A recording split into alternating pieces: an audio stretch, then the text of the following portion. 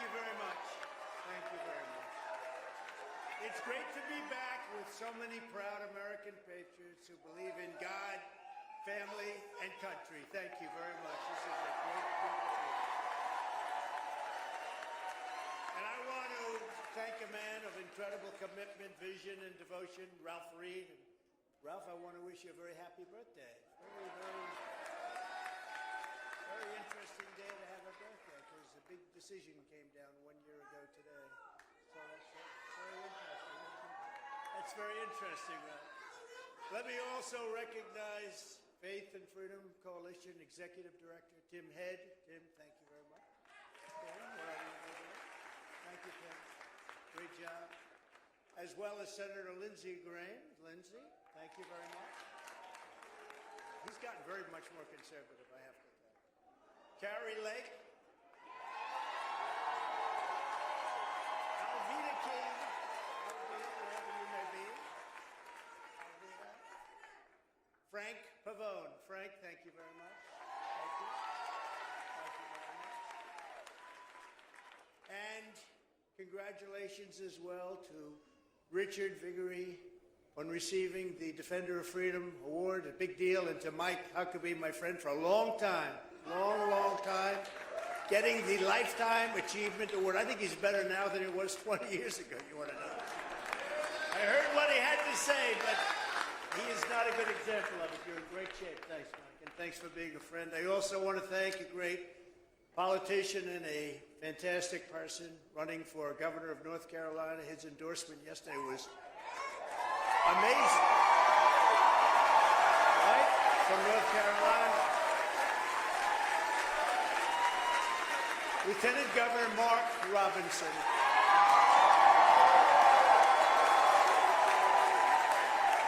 That was such an endorsement, it went viral. It was all over the world last night. I think he's going to do quite well. These young ladies followed me. I guess we have, 99? This is your 99th event. And they're from North Carolina, and they're incredible, and they're beautiful, and they happen to be rich, I think. But they're great, and he's going to do very well, Mark, I think, in North Carolina. Last but not least, let me say a very special thanks to all of you that are gathered here. The crowd is incredible, and even outside it's packed. So something's going on. We do have great poll numbers, you know. We just got some poll numbers. 77 to 23. That was good. That's against the Republicans and beating Biden by 11. You say, why only 11? How could he possibly do so well? But it's a real mess. Our country's in a horrible situation. Since 2016, Faith and Freedom Coalition volunteers have knocked on 17.8 million doors, reached over 30 million Christian voters in their homes.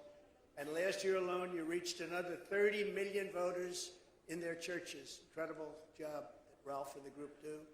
No group has fought harder in defense of the Judeo-Christian values that we all stand for and uphold, and no group will be more crucial to our magnificent victory on Election Day 2024.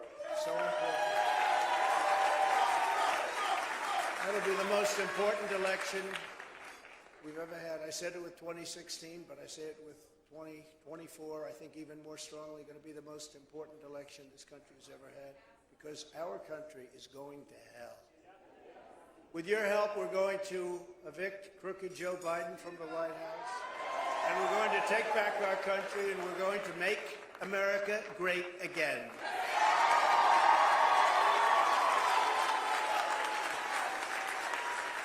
For 7 years, you and I have been fighting side by side to rescue our country from evil and from the sinister forces who hate it. I believe they hate it, and I believe they actually want to destroy it. Now we're approaching the most important battle of our lives. As we gather today, our beloved nation is teetering on the edge of tyranny. I believe that, and you believe that. Our enemies are waging war on faith and freedom, on science and religion, on history and tradition, on law and democracy, on God Almighty himself. They are waging war. It's not a war they're going to win.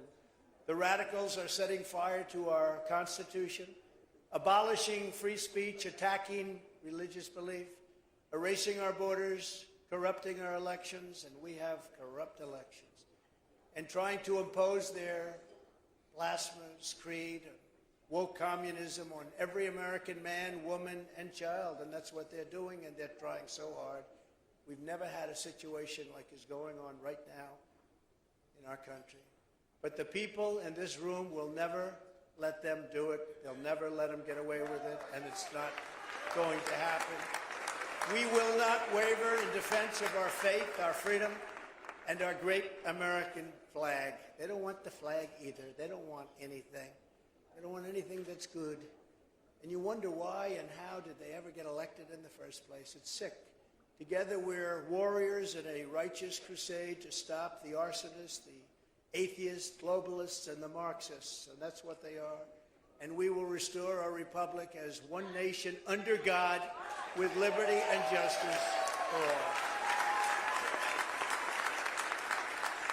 The menacing specter of left-wing repression has been growing steadily for years and years. It's been growing, and we were stopping it very powerfully for 4 years, and now it's picked up at a level that nobody's ever seen before. First, they slandered Americans of faith as haters and bigots. Then they corrupted the media. They installed radical left judges to subvert our Constitution. They used the IRS to target conservatives. They spied on our campaign, and specifically, they spied on my campaign, and we caught them. They're terrible. Nobody would have thought. Could you imagine if it was the other way? Could you imagine if, let's say, I spied? Let's not use Biden. Let's use Obama. Let's say, Mike Huckabee, that you and I spied on Obama's campaign. Do you think it would have been fine? You know, this we'd be away for a long time, wouldn't we, huh? They tried to take down a presidency with hoaxes and witch hunts. They're still trying. We wouldn't let them. And now Joe Biden has weaponized law enforcement to interfere in our elections, the greatest abuse of power that I've seen and that most of you have seen in the history of our country. It's a hoax.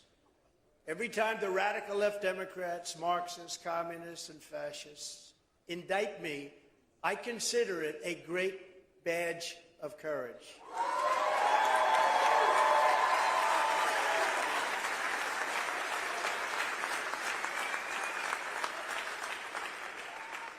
I'm being indicted for you, and I believe the you is more than 200 million people that love our country. They're out there, and they love our country. This is a continuation of the greatest witch hunt of all time, which has been fully exposed in the Durham report, the IG report by Inspector General Horowitz did a great job on that report, and by great writers, journalists, and pundits all over the world. And its primary purpose is exactly that, election interference. They want to interfere with the upcoming election. They want to demean, insult, do whatever is necessary to interfere.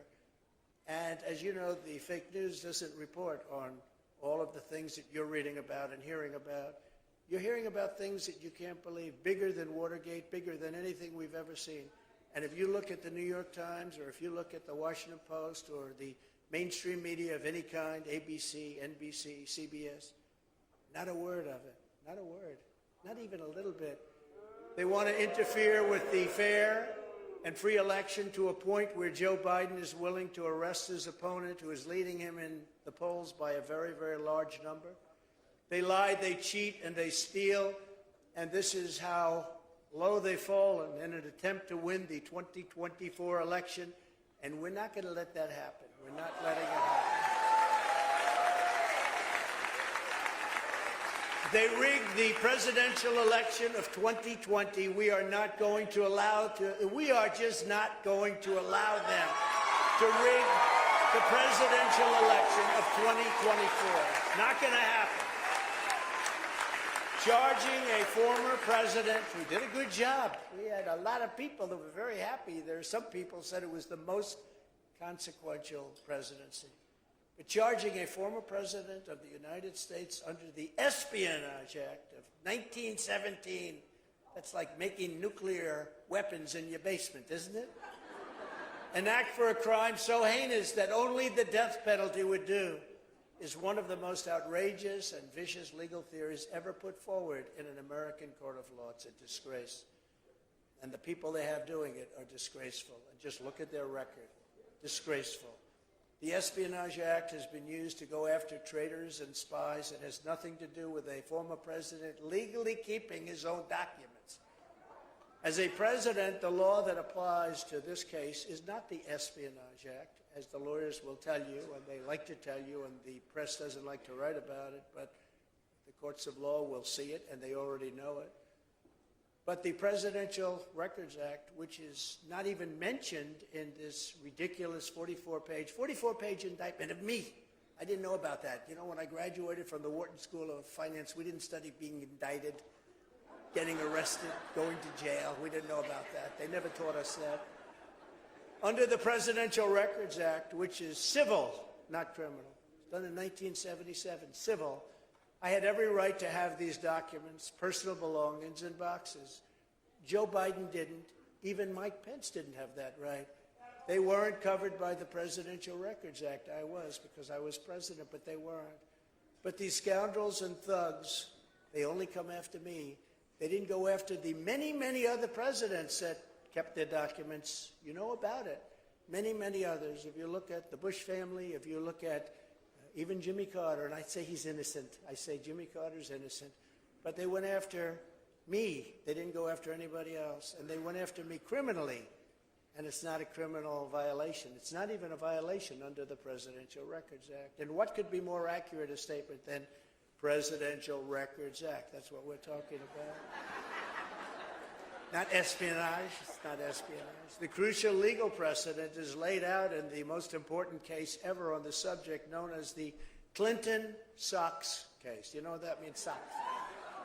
Let me give you a hint. It has something to do with socks and taking things out in your socks. After leaving the White House, Bill Clinton kept 79 audio tapes in his socks and his sock drawer. So he put them in his sock. I didn't. I put mine in boxes outside of the White House, and the GSA picked them up and delivered them where they were supposed to be delivered. But they included in the Clinton discussions and the Clinton tapes a discussion of U.S. military involvement in Haiti. He can't get away from Haiti, can he? Right? He's done very well with Haiti. Discussions of U.S. foreign policy, both defense and offense, against Cuba. And what about them allowing China to have military bases now in Cuba? I think you're not too happy about that, Mr. Senator. And he's not even saying anything about it. Recording of President Clinton's conversations with foreign leaders, sensitive facts about trade negotiations taken from presidential briefings. This is all in the tapes. Discussions with Secretary of State about conflict in Bosnia and much, much more. Not only was Bill Clinton never even considered for criminal prosecution based on the tapes he took, and these are tapes he took. These were serious tapes. But when he was sued for them, he won the case. He won it.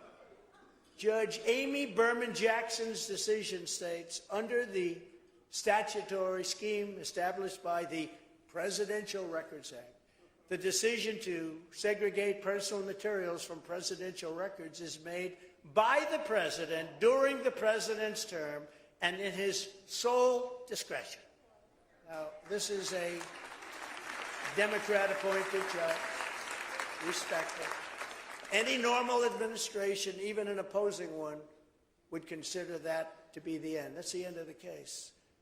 But not the corrupt Biden regime, because they're trying to win the election, and it's very hard to win an election when you're probably, definitely, I would say definitely, the worst president in the history of our country, without question.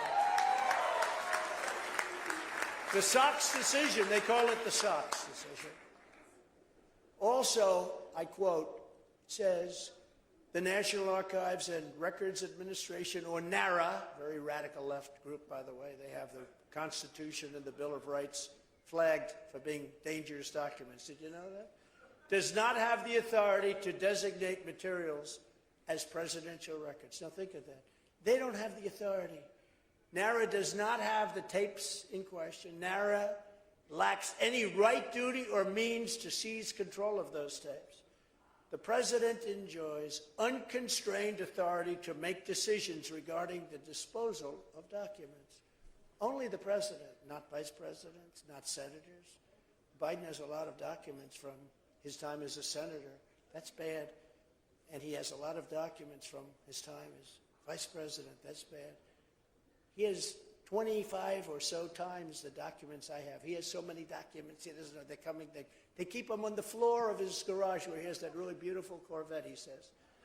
Neither the archivist nor Congress has the authority to veto the president's decision. The president can do whatever he wants with it. And this was a big deal, that act, and it was passed in Congress, 1977. The Presidential Records Act does not confer any mandatory or even discretionary authority on the archivist. They have no say whatsoever to classify records. Under the statute, this responsibility is left solely to the President of the United States. So what the hell are we talking about with this phony case? Well, it is true. I mean, it is true, isn't it? In other words, whatever documents a president decides to take with him, he has the absolute right to take them. He has the absolute right to keep them, or he can give them back to NARA if he wants. He talks to them like we were doing, and he can do that if he wants. That's the law, and it couldn't be more clear. Even the New York Times, just to finish up on this hoax, this is the next hoax. We had Russia, Russia, Russia. We had so many. Impeachment hoax number 1, impeachment hoax number 2. Who the hell else could take this stuff? I had a nice life. I had a nice, easy life.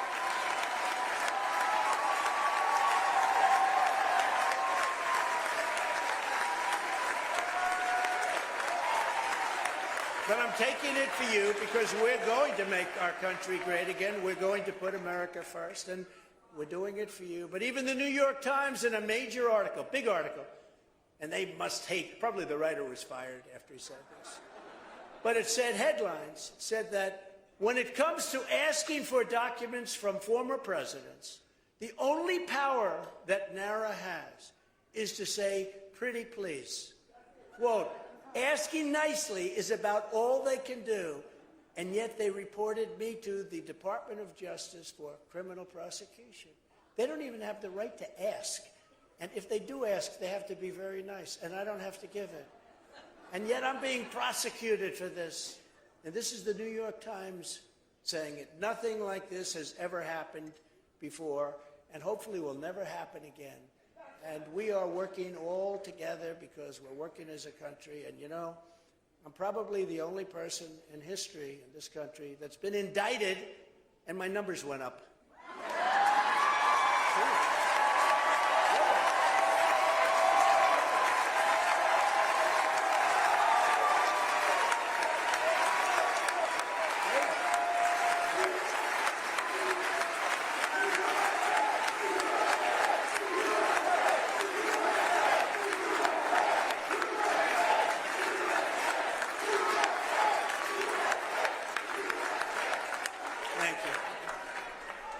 So true. You see the numbers. We're blowing them all away. It's crazy.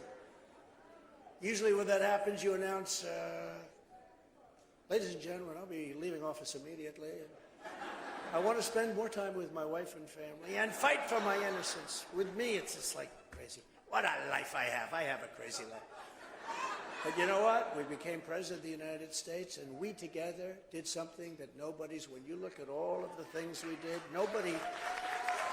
probably nobody has ever done what we did, including rebuilding our military, biggest tax cuts in history, biggest regulatory cuts in history. All of the things that we did, we had no wars. We got out of wars. We beat ISIS. We defeated ISIS. 100% defeated ISIS. And got out of wars. And you would have never had Russia go into Ukraine. And you would have never had China. You would have never had China talking like they're talking right now about Taiwan. And you'd never have any words coming out of North Korea, Kim Jong-un, like what he's saying about the United States and our president.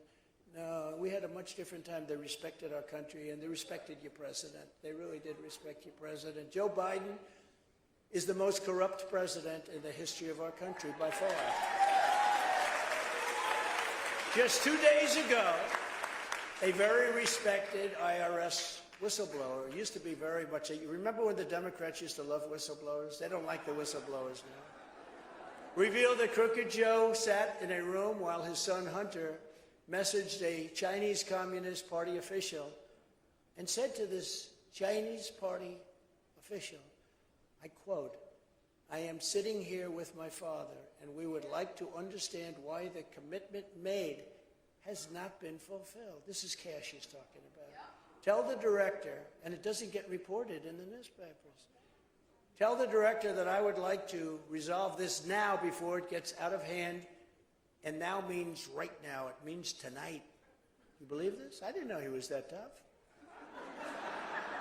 And if I get a call or a text from anyone involved in this other than you, Zhang or the chairman, I will make certain that between the man sitting next to me, my father, right next to me, Pop, hi Pop, and every person he knows, you will regret not following my direction. Now, can you imagine the newspapers not reporting this? Not a word of it in any of them, mainstream. I'm sitting here waiting for the call, he said, with my father. I'm sitting here with my father waiting for the call. In other words, send us money. Within 10 days, the Bidens got $5.1 million from China for absolutely no reason. They got $5.1 million. In fact, they've taken tens of millions of dollars from China. And that's probably why maybe he's not complaining about the fact that they're building military bases in Cuba. Maybe that's the reason, I guess. Mike, what do you think? It's not even believable. This stuff isn't even believable. The worst part of the whole story is that the press doesn't want to report it because, you know, there was a time like 15 years ago, 10 years ago, you would have gotten a Pulitzer Prize. Of course, they've been totally discredited because they gave Pulitzer Prizes for the accurate and wonderful reporting on Russia, Russia, Russia. Then it turned out to be a hoax. I said, you have to withdraw the prizes. They said, well, we don't know that, and we don't want to do that. We've never done that before. I said, that's okay. Do it, or I'm suing you. They said, we're not going to do it. And I sued them. You know, we're in court over that. We want them to return the Pulitzer Prize.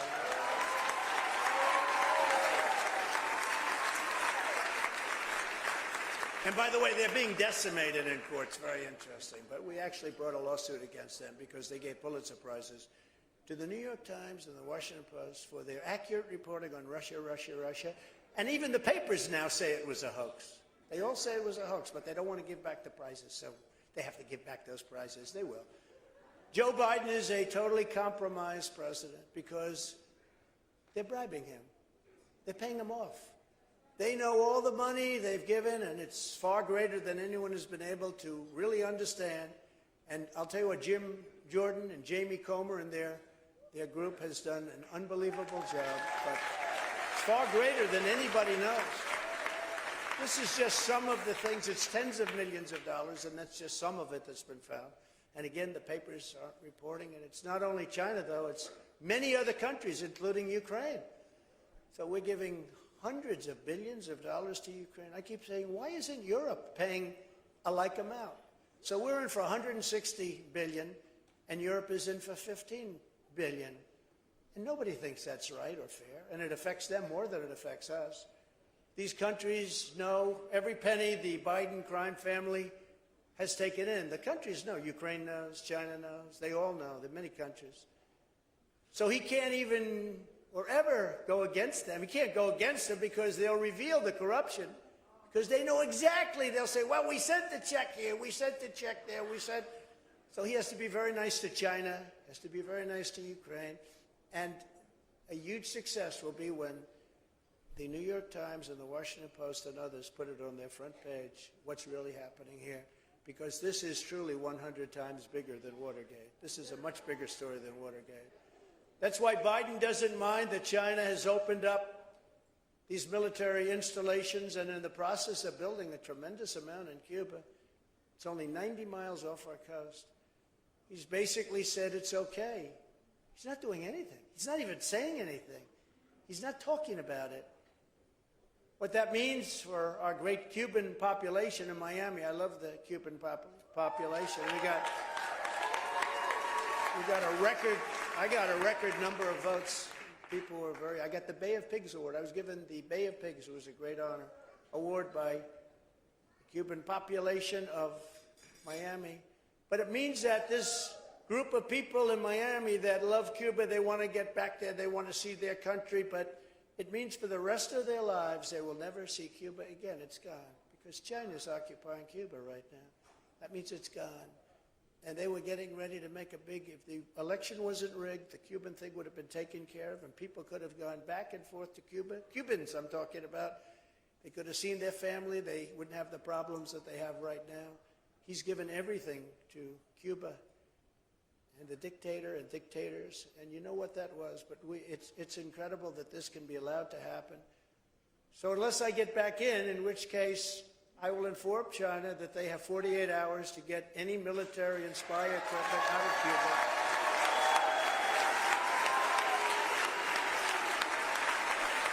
Or I will drop the hammer, and there will be tariffs unlike anything that China's ever seen before. And, you know, I took in hundreds of billions of dollars of taxes and tariffs from China. No other president has taken in 10 cents, not 10 cents. Took in hundreds of billions, gave $28 billion to the farmers because they were mistreated by China. Who else does that? Who the hell else would do that? You tell me. They know. But he wants to do nothing because he can't. He's really bound to not do anything. Never forget, our enemies want to stop me because I'm the only one who can stop them. And I'm stopping them because of you. I didn't need this. I didn't need it. If these corrupt persecutions succeed, they will complete their takeover of this country and destroy your way of life forever. And that's where it's going. That's where it's going. It's a disgrace. They want to take away my freedom because I will never let them take away your freedom. It's very simple. They want to silence me because I will never let them silence you. And in the end, they're not after me, they're after you, and I just happen to be standing in their way. That's all it is. That's all it is. It's very simple, actually. Ultimately, the radical left lunatics are coming after all of us because they know that our allegiance is not to them, our allegiance is to our country and to our Creator. And that's why under Biden, Christians are being persecuted like nothing this nation has ever seen before. I don't understand how people can vote, people of faith, and I'm not just talking about Christians, I'm talking about people of faith, can vote for these Democrats. They've become monsters. They're fighting you all the way on religion. You know, I watched Biden during debates when he could speak, and he was trying to say, you know, oh, I love being a Catholic. You know what they're doing to Catholics right now? There's never been an assault on Catholics, the likes of which they're having right now, what they're having to go through. Biden's corrupt DOJ has targeted parents at school board meetings.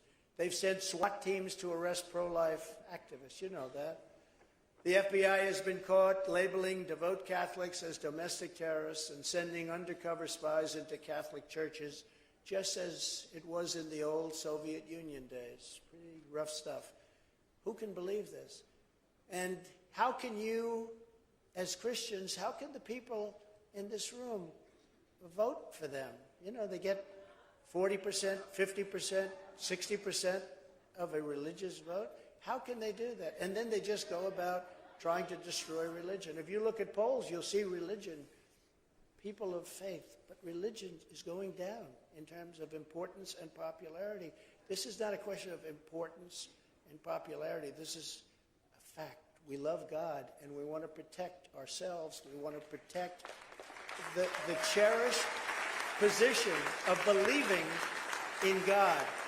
And I think one of the biggest problems this country has right now is as religion does go in the wrong direction, because it's something for you to adhere to and to believe in. It's so good. It keeps you sane. It keeps you honest. It keeps you good. It keeps you kind. It makes you help other people.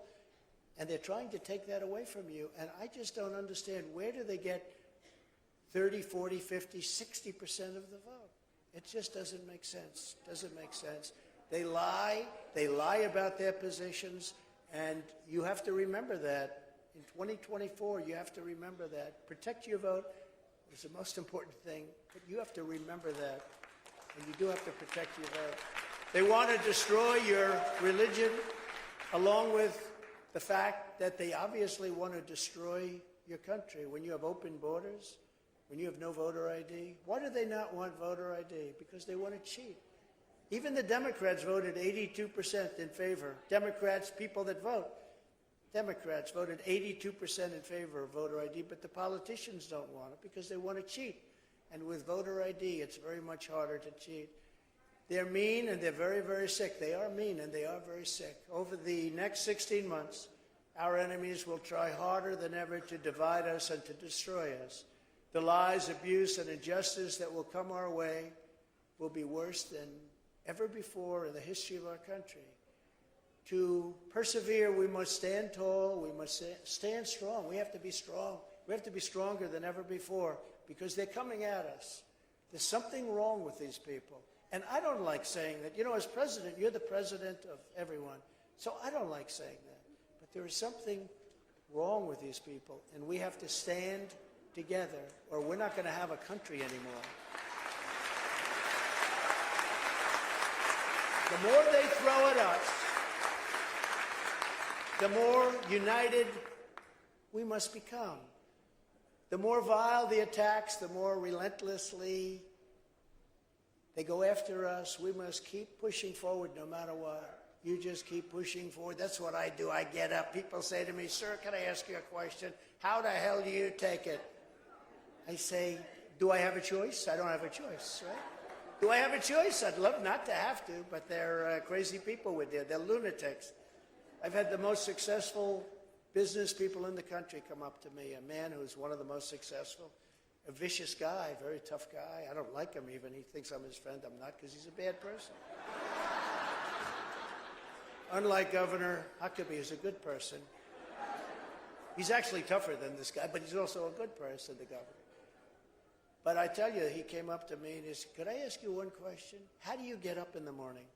Every day they're coming at you with a different deal. I mean, it started with spying on your campaign. Then it went to the different impeachments and hoaxes and indictments. And how do you do it?" And I actually said to him, it's like it almost becomes a weapon of war.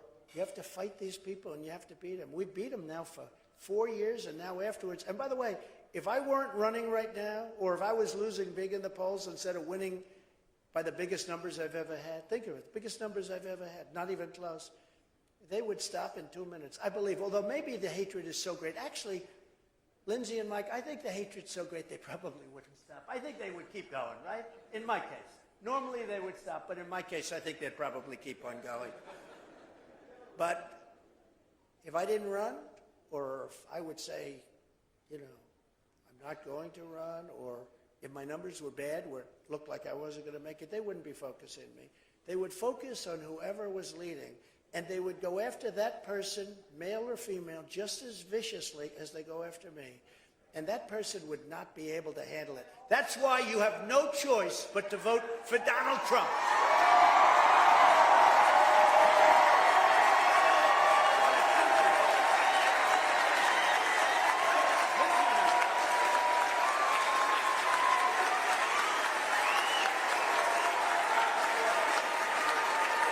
Thank you very much.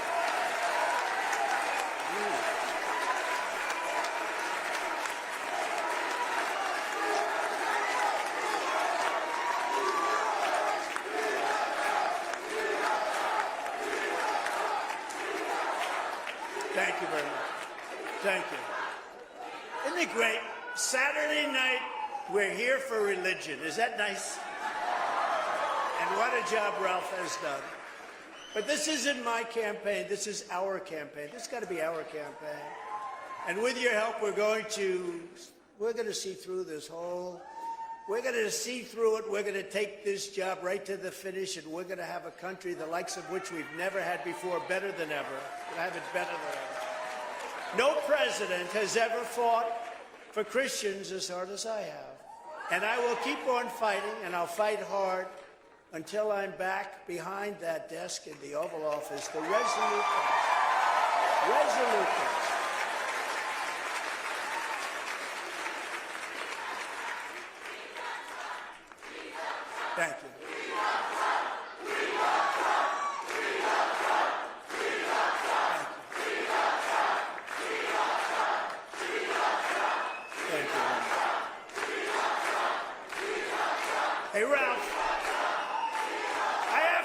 Ralph a question.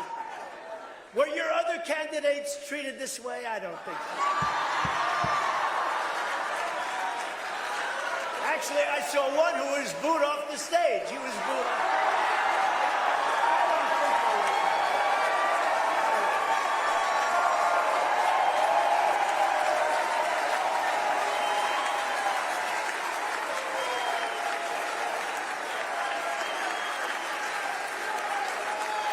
But you know, the greatest honor is, in my case, you feel this way because we went through 4 great years.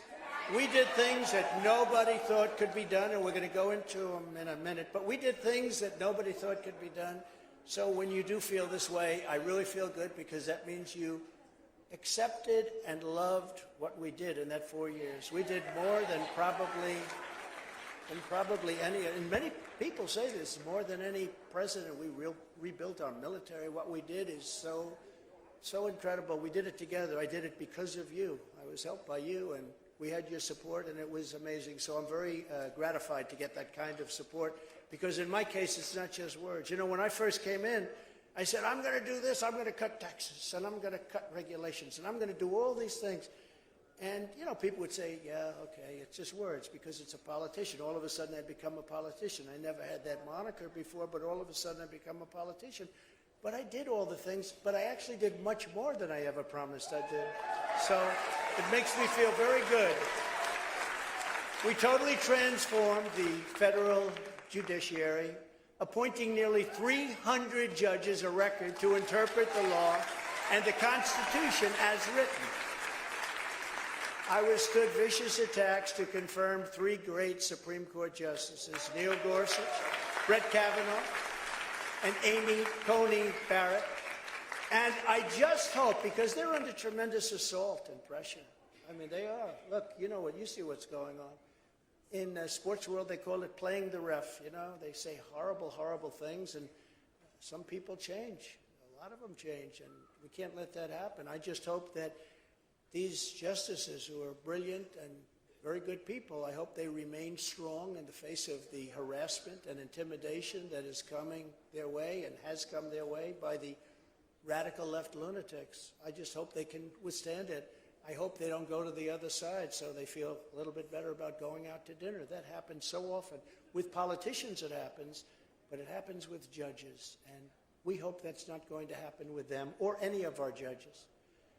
Exactly 1 year ago today, those justices were the pivotal votes in the Supreme Court's landmark decision ending the constitutional atrocity known as Roe v. Wade.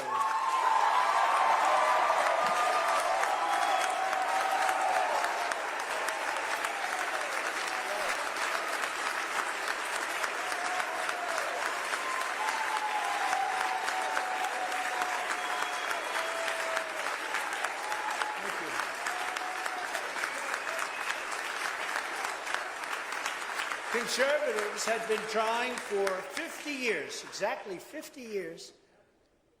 Amazing that today is the day. I don't know. Did you set this up on purpose? Was that done on purpose? This is the day, 1 year. I mean, today is the birthday of that decision. Did you do that? I mean, it wasn't just by a fluke, right? I assume you did. Whether you did or not, this is the birthday, so it was pretty good. And Ralph's birthday, too. That was set up, too. Something strange is going on here. You know what they'll say? It's Trump's fault. Trump's fault. But I got it done, and nobody thought it was even a possibility. They've been fighting. Good people, strong people, smart people have been fighting for 50 years, and it never even came close to getting done. I don't believe they've ever even taken a vote. I mean, never even came close. It was something that wasn't going to happen. I got it done.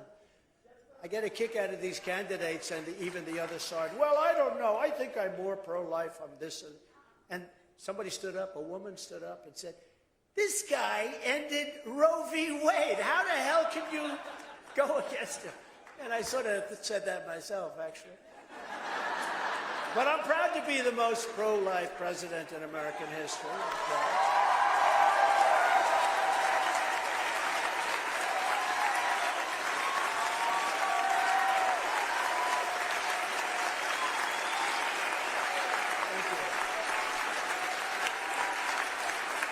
Thank you. From my first day in office, I took historic action to protect the unborn. Very historic. Nobody else did anything near what we did. And it put us in such a great position, that victory. That victory, we'll go into it, but that victory is a tremendous victory in so many different ways, because they are the radical people. When they're willing to kill a child after birth, they're willing. You know, take it beyond the 9 months. They are the radical people. They are the people that are really in trouble with the Lord. I reinstated and expanded the Mexico City policy. You know what that is? That was a big deal. Nobody else did it. Stop taxpayer funding for abortion providers, and at the United Nations I made clear that global bureaucrats have no business attacking the sovereignty of nations that protect innocent life. And I did these things, and I took heat, and I also got great love. I mean, you know, you have two sides to it, but I got great love. And I was the first sitting president ever to attend the March for Life rally right here in Washington, D.C. Under my leadership, we did more to uphold religious freedom than any administration in history by far. I could name some very good presidents that most of the people in this room would like, and they didn't attend the rally, and they didn't do the things we did, like the Mexico City policy. They didn't do anything, and yet most of the people in this room would like some of the people I would name. But we did it all. We fearlessly protected the conscience, rights of doctors, nurses, teachers, and faith groups like the Little Sisters of the Poor, who were treated so badly. We came to their rescue. We stopped the Johnson Amendment from interfering with pastors' free speech under retaliation of terminating tax exemption. They really went after people. I was in a room and I said, why don't you speak up more? And I had 50 pastors in the room, 2 rabbis, 50 pastors. We had a number of religious leaders, heavy on the pastors, I will say that. But they said to me, I said, I want to hear you. They said, we really can't speak because of the Johnson Amendment. This was in 2015, just before I announced. I said, that means that, explain it to me. If we speak out, and if the government wants to, they will take away our tax-exempt status. I said, so you have less power, and you're the people that I want to hear from. You have less power than we were in Trump Tower, 60 stories up, looking down. I said, than any people walking on that sidewalk outside. He said, yes, in many ways we do. We can't speak up. And I got it so that the people that we want to hear can now speak up, so that Mike Huckabee spoke up anyway. I don't know. Did this have any? I don't think it had much impact on you. It had no impact on Mike. But it had a lot of impact on a lot of other people, and they have been speaking up, and it's important that they do so. I issued guidance making clear that the right to freedom of worship does not end at the door of a public school. Public schools are in tremendous trouble. And I was the first and only president to convene a meeting at the United Nations to end religious persecution worldwide. No other president has ever brought it up. As president, I stood proudly with our friend and ally, the State of Israel. I did more for Israel, they say, than any other president. I kept my promise, recognized Israel's eternal capital, Jerusalem, and opened the American embassy in Jerusalem. And I tell the story that sometimes, I don't know, it's maybe more of a good business story, but a general stood before me with something to sign, executive order, because I had won that battle. And it was a bill, essentially, for $2 billion to build an embassy in Jerusalem. And I said, General, what is this for? Sir, this is to build an embassy in Jerusalem. I said, this says $2 billion. How can you spend $2 billion on, like, I envisioned it as a one-story building, right? Nobody in this room, if you're in the real estate business, would spend quite that much. Maybe you'd spend like $2. But I said, how can you ask for $2 billion? Well, that's what they told. By the time you buy the land, sir, and you build the building and everything else, it's going to cost $2 billion. So I called up our ambassador and I said, David, see if there's something we have there already. We own a lot of land in Jerusalem. Do we have a great piece And maybe it has like a little building on it where we can fix it up real cheap and we can... See, I'll always be in the real estate business, you know. I'll always love that business, and I love that business. We did great at that business. That's a great business, but very creative. And I said, see what you have. They called me back 2 days later and said, sir, we have a fantastic site. We've owned it for many, many years. You know, we were there sort of like early on first. We have a great site, and there's a building on it that's been essentially abandoned, but it's a very strong structure. And we think we could fix it up and get it open very quickly. I said, how does it compare with the site that we're going to buy, that they want to buy for a ridiculous amount of money? By the way, that particular person who owned that site is not happy with me, I can tell you. That is not a person. We're going to pay hundreds of millions of dollars for this site. So I said, what do you think of the building? Well, I think we could fix it up. So they called me back a week later. I sent some people over. They said, sir, we can build a new embassy for $400,000. I said, let me ask you a question. It's the only time I ever said this. I said, listen, it sounds too cheap. We got to make it more. No, it actually sounded, I never did that. Usually I'll say, make it 200,000. I said, we got to make it more. It doesn't sound right. But a friend of mine in a big building in Manhattan has beautiful white stone, beige, beautiful beige and white stone opposite his elevator bank. And every time I go into that building, he says, now he says president, but he used to say, Donald, look at the stone. It's so beautiful. And after saying it to me like 12 times, I said, what is it? He said, it's Jerusalem stone. It's so beautiful, very, very expensive. He's a very rich guy. He talks about the cost of stone, right? That's why he's rich, I guess, right? But he said, it's so beautiful, and I'm so proud of it. Jerusalem stone. So now I'm sitting here talking about building something in Jerusalem, and we're going to do a renovation of an existing building. And I said, listen, can we wrap that building in Jerusalem stone? Is it expensive? He says, absolutely not. We're in Jerusalem. We can buy it for free. So the whole building is made out of Jerusalem stone. Isn't that great? Sort of good. Little business story. But I did something else. And we got it built. You know, that thing would have never been built, the $2 billion building. It would have been years and years and years. And you might not have, they probably would have ended the whole concept of even moving the embassy to Jerusalem. It would have. So we got it built. And there's no reason to do any better because it's really a beautiful embassy, one of our nicest embassies, I think. But someday they'll come along and say, let's waste billions of dollars and do it the way we originally planned. But it's a great embassy, and I was very proud to do it. But we did something else that they weren't even asking for. The most pro-Israel people weren't even asking. I recognized Israeli sovereignty over the Golan Heights.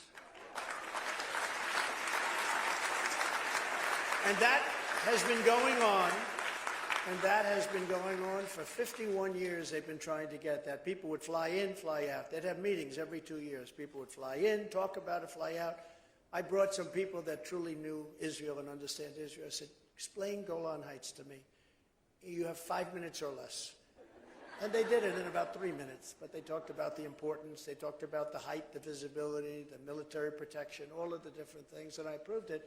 And nobody even asked for it because they thought that was too far-fetched. But I got Golan Heights approved for Israel. And nobody talks about that one, but that was a big one. And then the biggest of all, but this administration has totally blown it. I pulled out of the horrible, horrible, one-sided, miserable Iran nuclear deal, which was expiring just about now anyway. And they were ready, had the election gone the way it should have gone, they were ready to make any deal with me. And as you know, I said to China, you can't buy. If you buy, we're not going to do business with you. Okay, we won't buy. No oil from Iran. Nobody was buying oil. They were ready to make a deal. We would have made a great deal for everybody. They would have been terrific. We all would have. They were dying to make a deal. And then when that tragedy turned out, the world's most corrupt election, when that tragedy turned out, what happened is everybody started buying oil from Iran, and Iran now is very rich. And instead of having a great negotiating position, we have a terrible negotiating position. And they're actually trying to make a deal that was worse than the first one. The first one was horrible.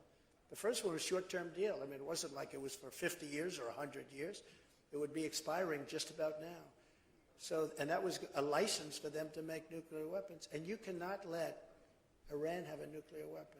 You cannot let it happen because Bad things will happen if that happens. But I got that approved. That was the biggest of all. That was bigger than Jerusalem. That was bigger than the Golan Heights. I always considered that to be the biggest. But unfortunately, they took that deal and didn't do anything. Iran was they were dying to make a deal, and they didn't do anything with it. And then, of course, we did the Abraham Accords, which would have been, something incredible.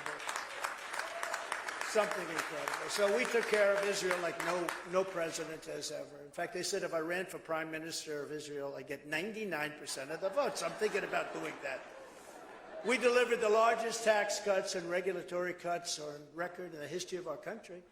And we built the greatest economy in the history of the world. There's never been an economy like the economy we had. More jobs, more everything that we've ever had before. We achieved energy independence, and we're ready to be energy dominant. We were going to supply oil to all over Europe, everywhere.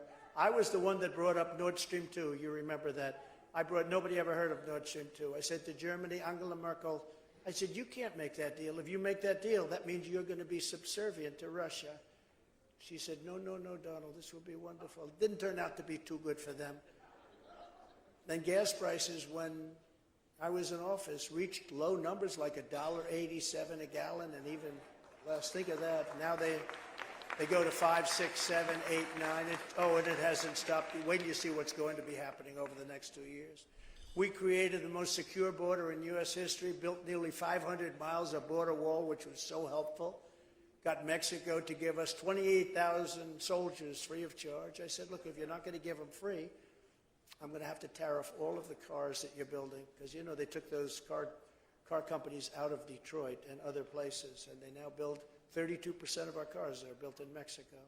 I said, I'm going to put tariffs on if you don't give us the soldiers. And they said, we would love to give you the soldiers. We had the Remain in Mexico. That's for all the people that are pouring in. And I believe the number's going to be, Lindsay, 15 million people by the end of this year.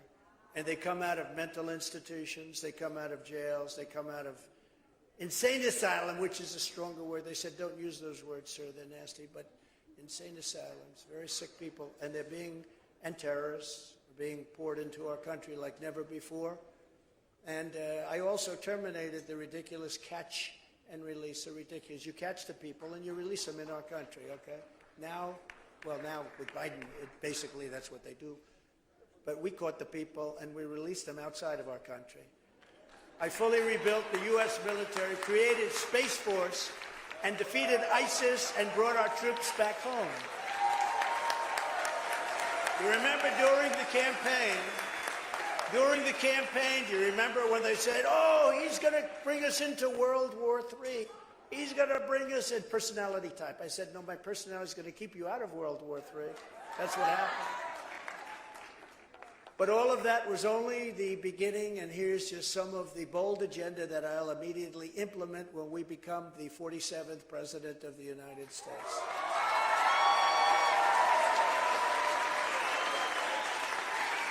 And I'll work with the people here and a lot of other people in Washington right now, because I just rode through Washington, and it doesn't look like it used to look with me. They have fences around their parks. They have tents up all over the place, tents. This is the capital. This is the most important thing. Think of this, the capital of our country. It's got papers all over the streets. The sidewalks are filthy dirty. I used to drive by and I'd be screaming over the phone, get those sidewalks clean, get this, get that. You got to get the tents down. You can't have the tents. Once those tents form, once you leave 4 or 5 of them, there was a group of 4 or 5, and I told Secret Service, you got to get over it. We got to take it down immediately, because once that happens, you have 10, then you have 20, then you have hundreds. And what's happened to this city since I've been gone is, it's so sad. It's so dirty and filthy, and people are stopping coming. And that's true in a lot of other cities, too. You look at Chicago. You look at San Francisco, look at New York, what's going on. All Democrat-run, but it was so sad to see. I look forward to coming here, but it was a very sad trip between the airplane and here, because I'm looking at something that I don't even recognize. It's so dirty, and it shouldn't be that way. It's a great place, and it shouldn't be that way. When I get back into the Oval Office, I will totally obliterate the deep state.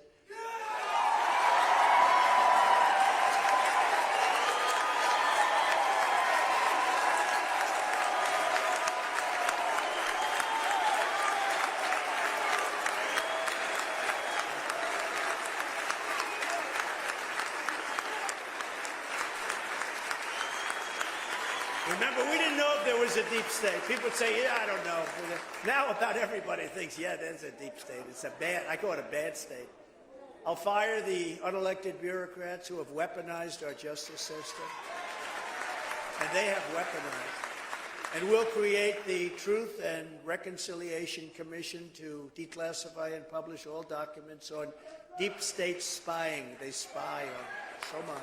Censorship, corruption, including all of that on Christians. The Christians have been under siege under this administration. Just please remember that. Please remember that when they tell you about how much they love you. They don't love you at all. They don't love you at all. Never again will federal law enforcement be used to target religious believers. And hopefully never again will it be used to target opponents in an election. Because that's what they're doing. Americans of faith are not a threat to our country. Americans of faith are the soul of our country. And when I'm back in the White House, I will once again appoint rock-solid conservative judges and the mold of justices like Antonin Scalia and the great Clarence Thomas, who really they are going after right now very unfairly. That's very unfairly. And before Election Day 2024, I will again release the full list of names from which I will select my appointments to the United States Supreme Court. I did that last time, and it had a big impact. To stop the Marxist, and they are indeed Marxist, or worse, fascist, Marxist, prosecutors who release rapists and murderers while persecuting conservatives and people of religion, I will direct a completely overhauled DOJ to investigate every radical DA in America, AG in America, for their illegal racist and reverse enforcement of the law. These are bad people.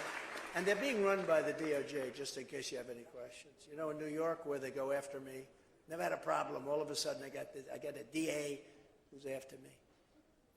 Brag. But you know what they did? They put people from the DOJ into the DA's office. Can you believe it? I don't even think that's legal, they say. But I have DOJ prosecutors in there telling them how to go about it. But they haven't done a very good job because they have no case. To deter illegal immigration coming from jails and these mental institutions that I've told you about, all of the terrorists we're infiltrating, and they're infiltrating our country like never before in the history of our country. I don't think any country in the world has gone through this. And I always say, even a third world country wouldn't allow people in like this. They would stand there with sticks and stones. They wouldn't allow it to happen. One thing, nobody's been able to tell me why this is a good thing. Why is it a good thing? It's not good politically. Now, they all say, oh, no, they'll go and they'll vote. Well, first of all, we're doing very well with Hispanics, and large numbers are Hispanics. But you know, even more so, they don't need people because they cheat so much on the voting, they don't need.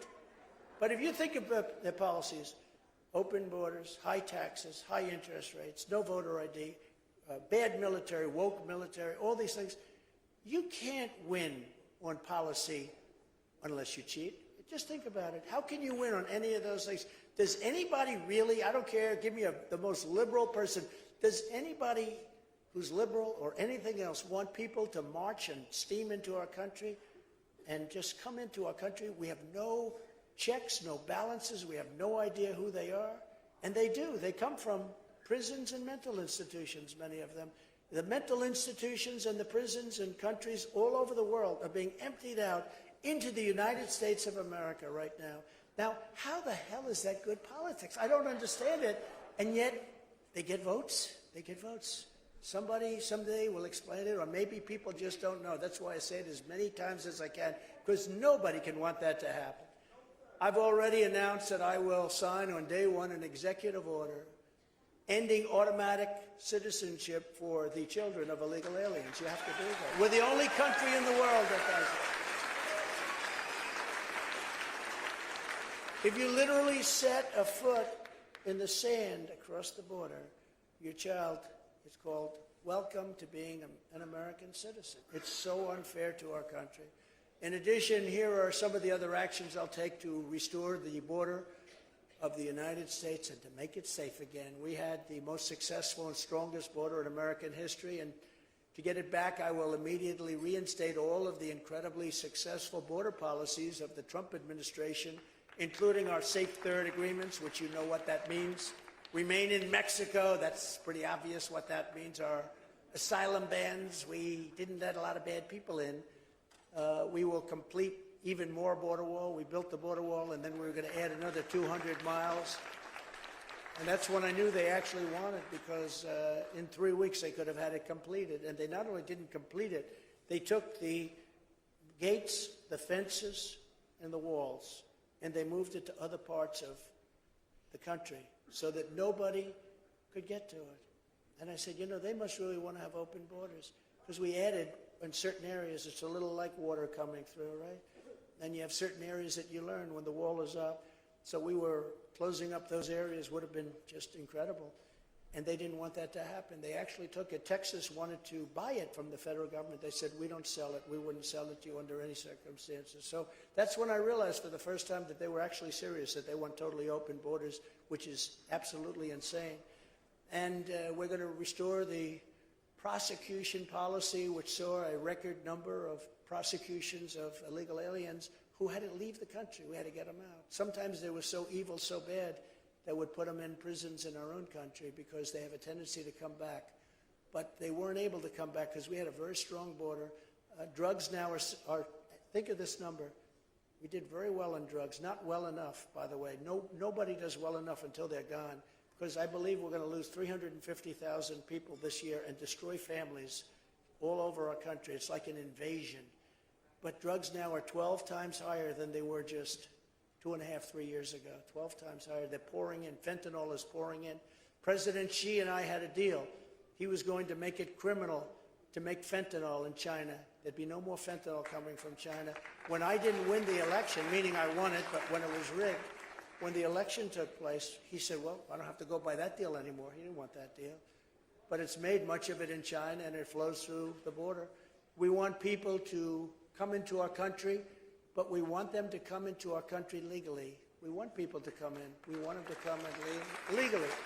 And furthermore, I'll fully implement Title 42 across the entire southern border based on all of the diseases that illegal aliens are bringing in. It's unbelievable that even the judge in the case said, do you know what you're doing? Because the Biden administration wanted it terminated.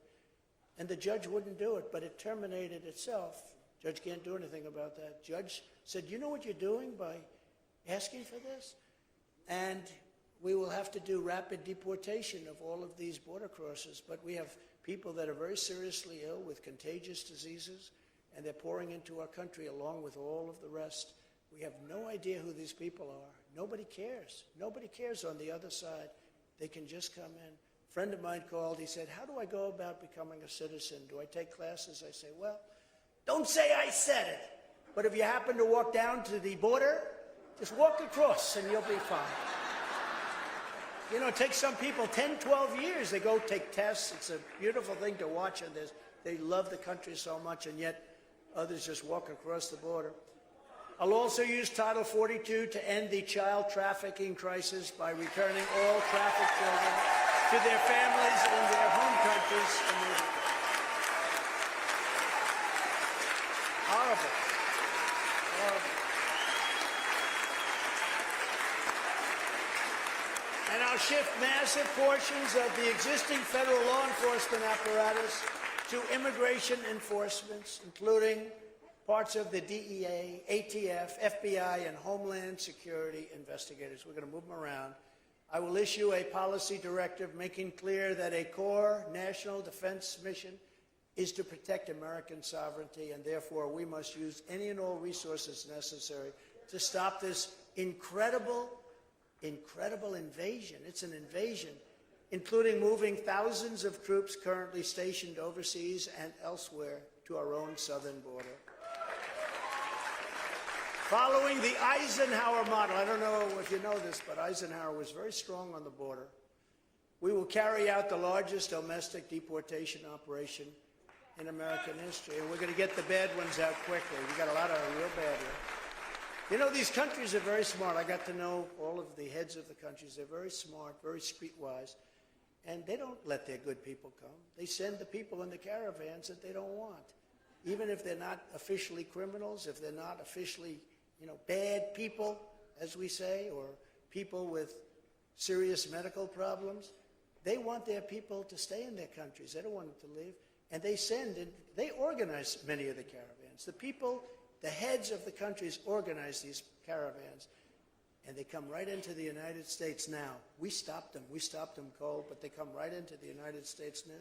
I will invoke the Alien Enemies Act, something people didn't even know we had, to remove all known or suspected gang members, drug dealers, or cartel members from the United States, ending the scourge of illegal alien gang violence once and for all. We were very tough on MS-13, the gang members.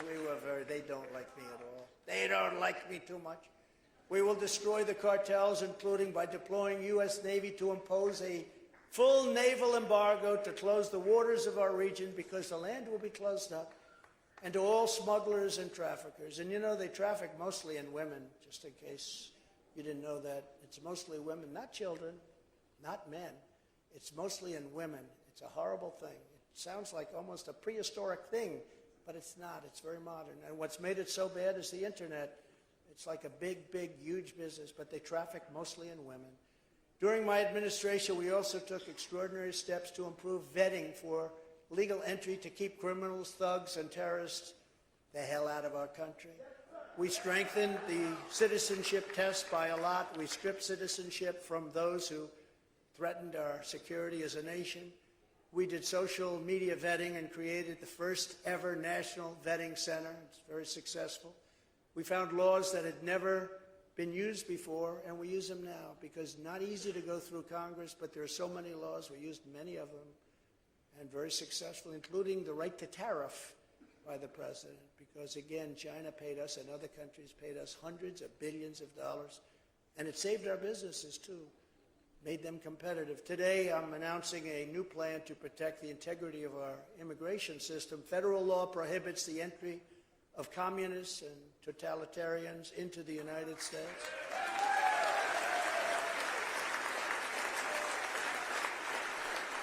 But my question is, what do we do with the ones that are already here that grew up in it? I think we have to pass a new law for them. Using federal law in Section 212F of the Immigration and Nationality Act, I will order my government to deny entry to all communists and all Marxists.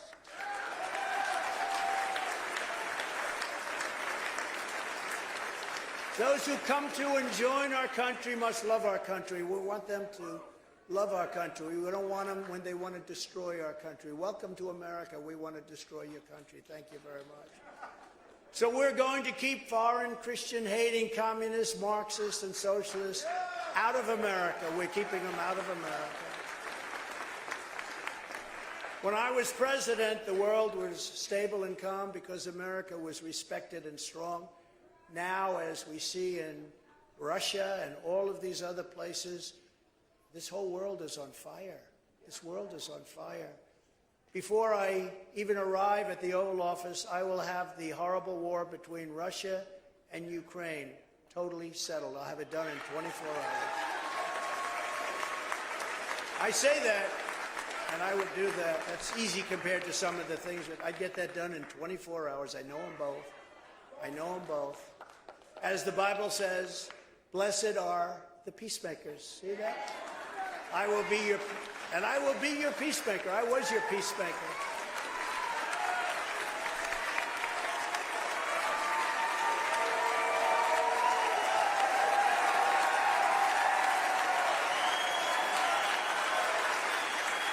Oh, that's great. Blessed are the peacemakers.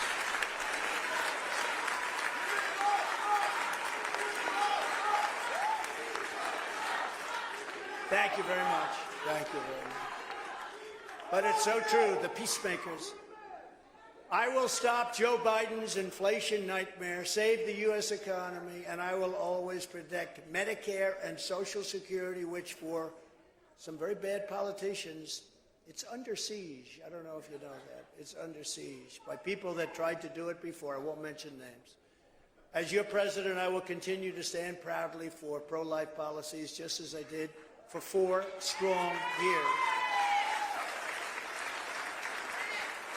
And we cannot, in this room, and Republicans, but the people in this room, we cannot be afraid to take on the Democrat extremists. We can't be afraid. We have to be strong and powerful. That's why when I'm reelected, I will continue to fight against the demented late-term abortionists in the Democrat Party who believe in unlimited abortion on demand and even executing babies after birth.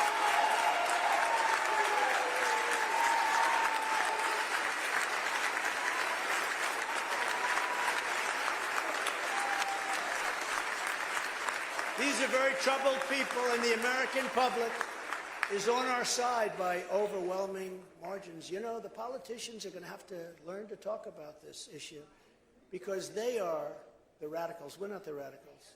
When you kill a baby after 4 months, 6 months, 8 months, 9 months, remember the governor of Virginia? He said, yes, the baby is born. You lay the baby aside, and then you make a determination as to what to do with the babies. In other words, he would kill the baby after, and you have many, they believe in that. That's what they want. They are the radical extremists. We're not the radical extremists. And politicians have to say that. They have to say that because they come out as radical. And the Democrats that believe in this late-term abortion, thanks to the Supreme Court decision of exactly 1 year ago, we gave those who have long been fighting for a pro-life cause negotiating power for the first time ever. You have tremendous negotiating power. Now, with Roe v. Wade, you had none. You had no power. We've now given pro-life people tremendous power to negotiate something that will be happy, that will be good for everybody. And you have power for the first time. You didn't have that power. You had no power. They could do anything. They could kill the baby after the baby was born. They could kill the baby in the 9th month. These are horrible, horrible things to think about. And even other countries, other than 2 countries, I won't mention their names, China and North Korea. They have very strong limits. But I believe the greatest progress for pro-life is now being made in the states where everyone wanted to be. That's one of the reasons they wanted Roe v. Wade terminated, is to bring it back into the states where a lot of people feel strongly it should be and where legal scholars feel very strongly it should be, with the 3 exceptions that I support and Ronald Reagan before me supported for rape, incest, and for the life of the mother. A lot of people are more and more coming into that fold, and it's something you have to very consider. You have to go with your heart. You have to go with your mind. You have to make that decision. But the 3 exceptions, and Ronald Reagan was there a long time ago, and I got through 2 very successful campaigns. Actually, my second campaign was much more successful. I got 12 million more votes, so I wonder what happened.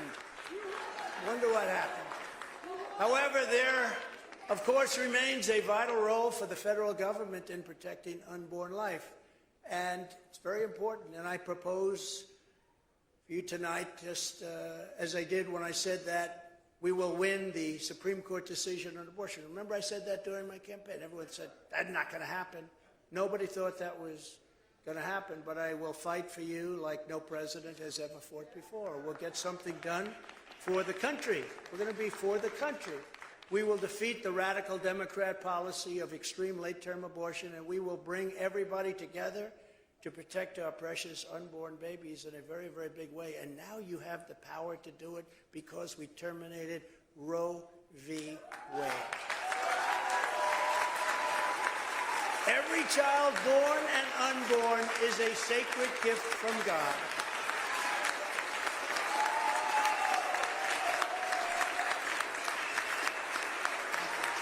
Thank you. But you're in a much different position than you were before. Before you had nothing to negotiate with. Today you're in the driver's seat, very much in the driver's seat. Under my leadership, the United States will also rejoin the Geneva Consensus Declaration created by my administration and signed by 36 nations to reject the globalist claim of an international right to abortion. This declaration affirms the family as the foundation of a good and great society and states that every human being has the inherent right to life. And Joe Biden withdrew the United States from this historic declaration his very first week in office, as he did so much else. They ended Anwar, the biggest drilling site in the world, probably larger than Saudi Arabia, if you can believe it. This was in Alaska. Ronald Reagan couldn't get it done. Nobody could get it done. I got it done. And in the first week in office, he terminated Anwar. Would have been unbelievable, would have been great, but we'll bring it back. We'll bring it back. So many different things they terminated, but some things they couldn't terminate, like the tax cuts. They have never been able to do that. A lot of the regulation cuts that created all those jobs, they're having a hard time with that. But I'll return us to where we were right on day one. We're going to be returning our country very quickly. It's going to happen very fast. We know the right people. You know, I went through a lot of people. Some were fantastic. They were great. And some weren't good. But I came here, and I was only in Washington 17 times during my entire life. I read this in an article, so I assume it's true. Of course, it was written by a group that I'm not a big believer, but they said 17 times. I never stayed over. And I wasn't a part of Washington society, so I had to rely on people for recommendations. And many of them were good. Look, we rebuilt our military. We did so many incredible things, the tax cuts, the regulation cut. We had great people, but we had some people that I wouldn't have chosen if given a second shot. We had weak people. We had stupid people. We had people that had no leadership ability. We had some very bad people. We had some very great people that I'd use again in a heartbeat. Look at all the things we did. We did that because of great people. But now I know everybody. I know people. I don't have to rely on some rhino saying, why don't you give us this one to head intelligence? How about this guy to head intelligence, sir? You know, you had to rely on some rhinos that you don't want to rely on anymore. But you really learn, and you have to learn fast if you got some problems. But as we continue to fight for the unborn, and conservatives also have a duty to support the loving choice of adoption, including faith-based adoption. That's why, as part of extending the Trump tax cuts, you know, we're going to have to, the time is coming up, we're going to have to extend that. I will ask Congress to expand the adoption tax credit. We'll do that because a lot of people have been adopting, and that's a great thing. Another top priority will be to expel the communists and these terrible people that have taken over our education system. When you look, I will immediately sign a new executive order to cut federal funding for any school pushing critical race theory, transgender insanity, and other inappropriate racial, sexual, or political content on our children.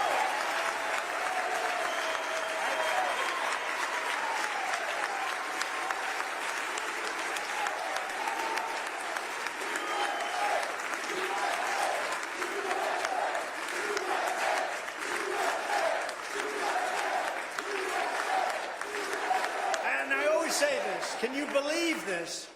Can you imagine saying this 10 or 15 years ago? I will fight for parents' rights. Of course you fight for.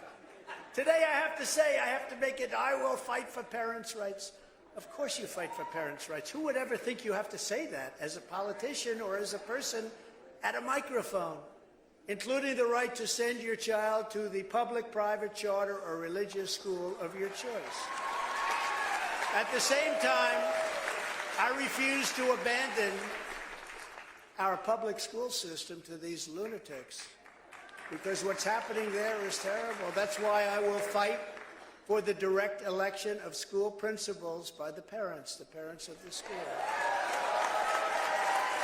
If any principal is not getting the job done, the parents should be able to vote to fire them immediately and to select someone who will.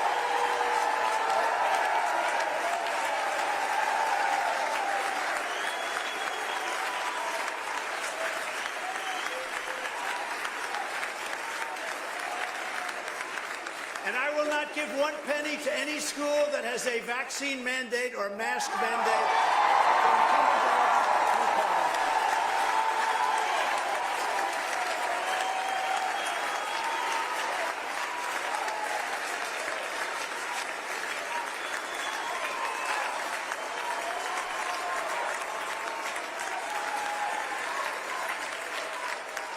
And something else I find hard to believe that I have to even say, it's so ridiculous. It's so horrible and so ridiculous. I will keep men out of women's schools.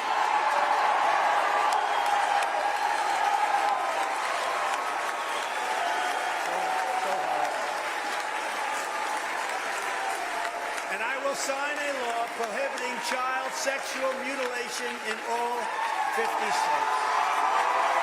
Prohibited.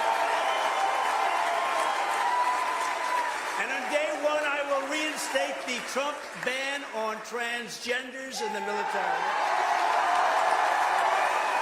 We had it banned.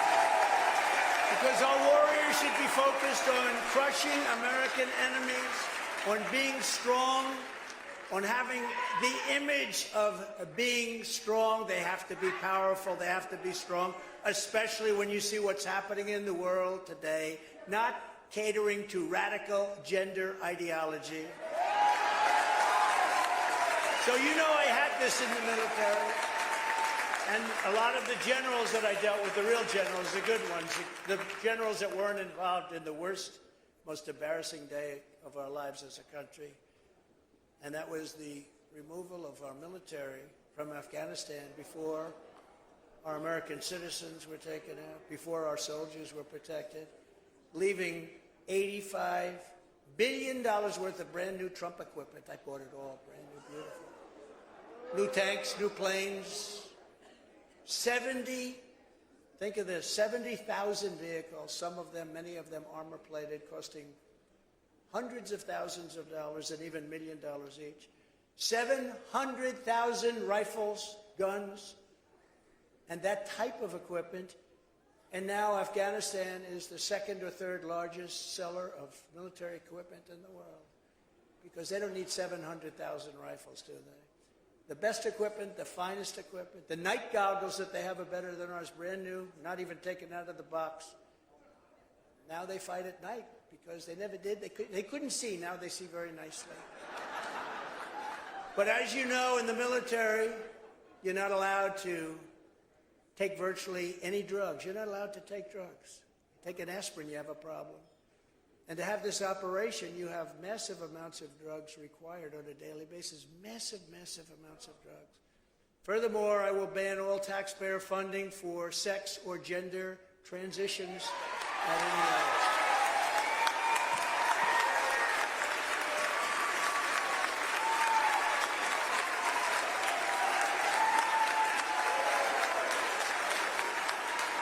And just as I've done for 4 years, I will fully uphold our Second Amendment. We need our Second Amendment. I will bring back free speech in America. And finally, to restore pride in our history and confidence in our future, I will lead a massive year-long salute to America to celebrate the 250th anniversary. On July 4th, this was July 4th, 1776, okay? There are other dates you hear about, but this is the date that we recognize, 1776, and we're going to have a big celebration, and it's going to be a celebration like we really deserve in this country for everything we've gone through. With you at my side, we will give our nation's founding the amazing anniversary party that America needs and so richly deserves. Days from now, all of us will be celebrating this year's Independence Day at a very challenging time for our country. As we do, let us remember the words of one Massachusetts preacher during the Revolutionary War on an autumn night in 1777, when the fate of our nation looked very, very bleak, much as it does in many ways right now. Be of good courage, he urged the patriots in the pews, because the cause of American independence is a glorious, glorious cause.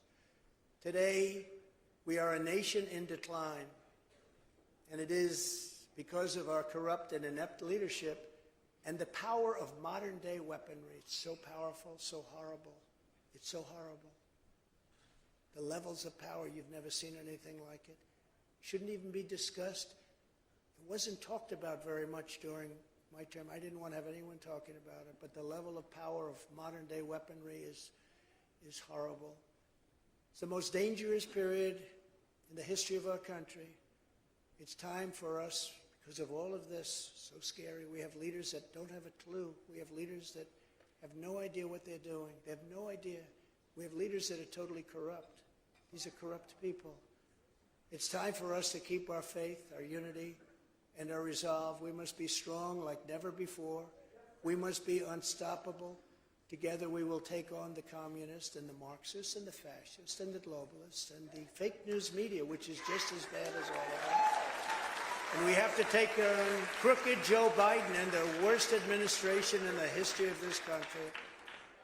And propelled by the spirit of July 4th, 1776, we will win a righteous and resounding victory on November 5th, 2024, and we will make America great again, greater than ever before.